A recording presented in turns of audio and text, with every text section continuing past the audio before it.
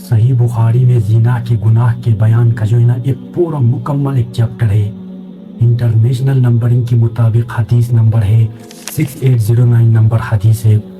رسول اللہ صلی اللہ علیہ وسلم نے ارشاد فرمایا کہ بندہ اس وقت مومن نہیں رہتا جس وقت وہ زنا کر رہا ہوتا ہے۔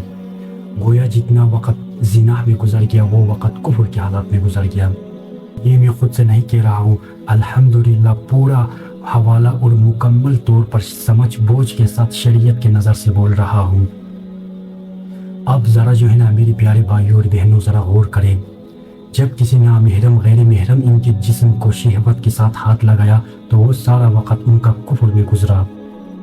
آپ کہنے کو تو مسلمان بنے پھرتے ہیں، لیکن کل کو نامہ اعمال جب کھولا جائے گا تو یہی لکھا ہوگا کہ اتنا وقت کفر کے حالات میں گزرا۔ اللہ اکبر کبیرہ۔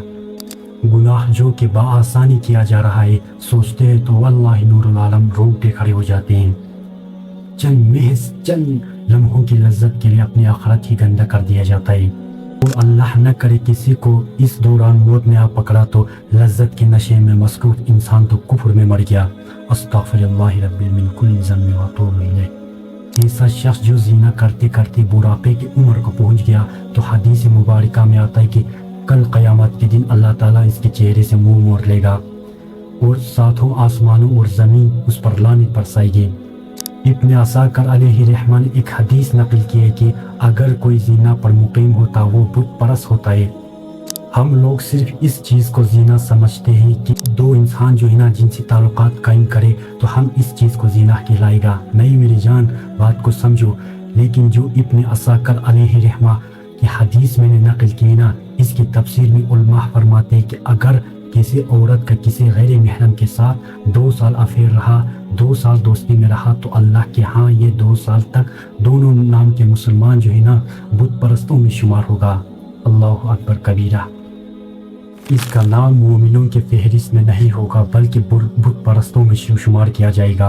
اسی طرح اگر کوئی لڑکا جو ہے نا لڑکی کے ساتھ غلط تعلقات حرام ریلیشن شپ میں رہا تو گویا وہ بت پرست لکھا جا رہا ہوتا ہے۔ آج سوچے کہ ہم بت پرستوں کی باتیں پڑھتے ہیں تو کہتے ہیں کہ یہ ایمان سے محروم تھے، کہیں ایسا تو نہیں کہ ہم کلمہ پڑھتے ہوئے بھی بت پرست لکھے جا رہے ہیں۔ بت پرست یعنی مشرک، تو اس کا مطلب آپ 2-3 سال کے حرام تعلقات میں مشرک لکھے جا رہے ہیں۔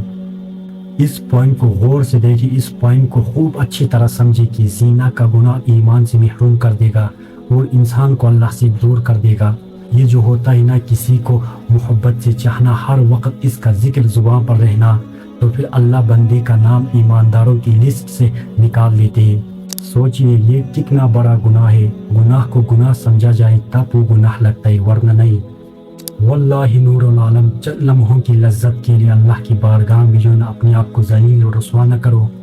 کل قیامت کے دن ہمارے ہاتھ، ہمارے پیر، ہمارے آنکھ، ہمارے سب کچھ اعضاء و جوارح ہمارے خلاف گواہی دیں گے۔ اس دن کی ذلت اور رسوائی سے بچو میرے پیارے بھائیوں اور بہنوں۔ اس سے بڑی حماقت اور بدبختی بھلا کیا ہوگی؟